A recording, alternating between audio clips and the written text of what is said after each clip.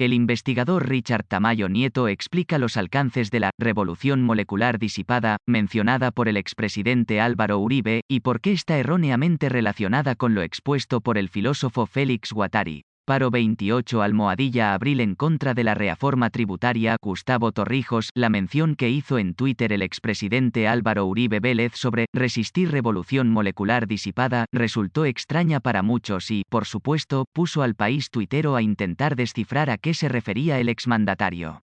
El tema resultó no siendo tan superficial y, lejos de una parafernalia, lo mencionado por Uribe parece ubicarse dentro de las maneras, o si se prefiere, la doctrina, en las que las nuevas derechas en Latinoamérica conciben la protesta social. El término lleva directamente a Alexis López, un investigador chileno, entomólogo, que en la voz de varias voces consultadas, adoptó la revolución molecular disipada para referirse a pequeñas acciones de resistencia que, a medida que escalan, se masifican y llenan espacios, terminando por desatar grandes revoluciones. Incluso, el término se confunde con la revolución molecular, pero sin la palabra disipada, una tesis planteada por el filósofo francés Félix Guattari en 1977, pero que nada tiene que ver con las definiciones y las intenciones que tiene la primera de atender la protesta social como un objetivo militar. En diálogo con lo primero es que esto no tiene nada que ver con Guattari.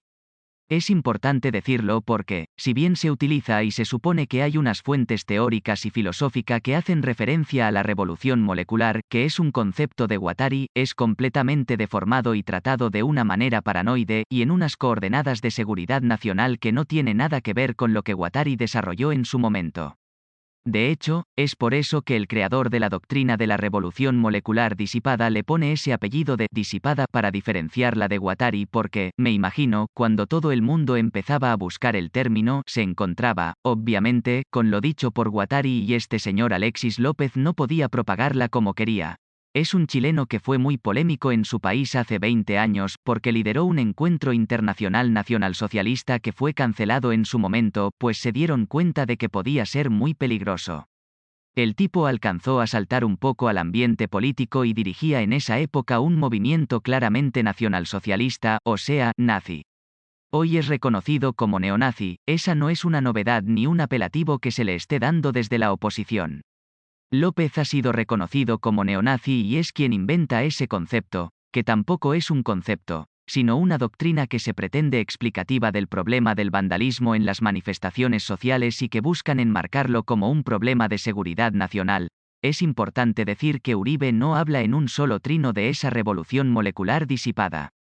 En otros trinos, él ha hecho referencia a dos conceptos que están relacionados con eso, o a dos fases de lo que se supone es la tal revolución molecular disipada, que son el copamiento y el escalamiento.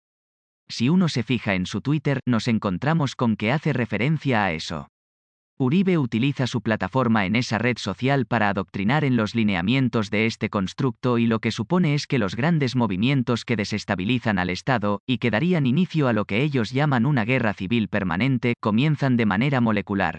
Con molecular se refieren a que, básicamente, comienza de manera cotidiana o nadando en la normalidad, sembrando de manera micro distintas formas ideológicas y de conductas que, en la medida en que van escalando y van copando el campo social, van generando condiciones para que se produzca una guerra civil.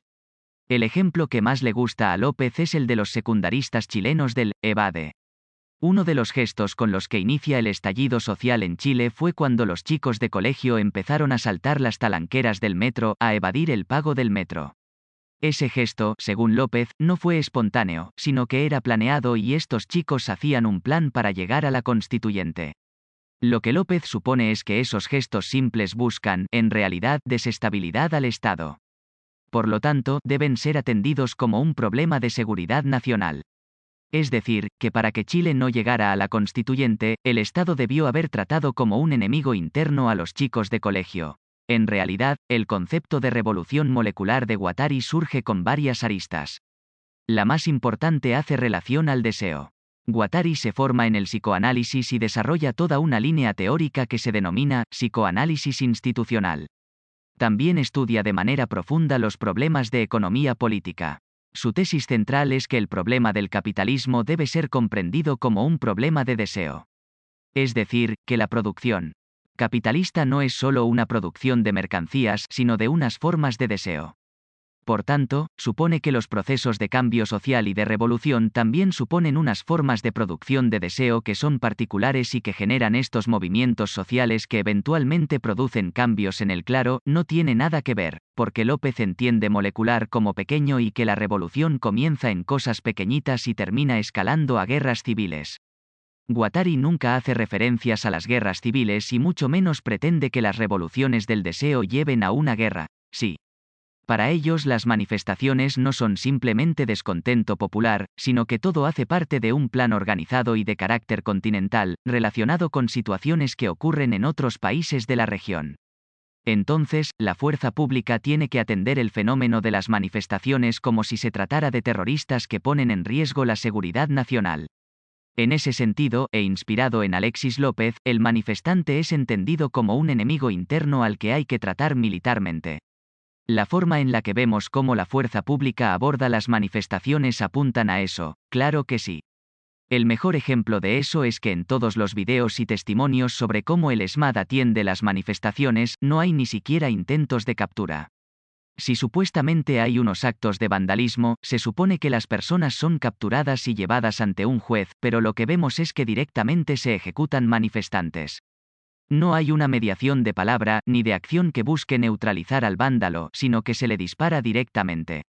Hay un problema gigante en el que a los manifestantes, que por bioseguridad están obligados a tener mascarillas, los tratan como encapuchados y como riesgos para los cuerpos de seguridad. Están realizando ejecuciones sumarias. Lo que están pretendiendo dar a entender es que las manifestaciones sociales deben ser abordadas militarmente. No hay, para ellos, demandas sociales legítimas, sino que cualquier tipo de malestar que surja por el lado de las comunidades debe ser entendido como un riesgo para el Estado y, por lo tanto, debe ser reprimido. Es así, y no es simplemente paranoia.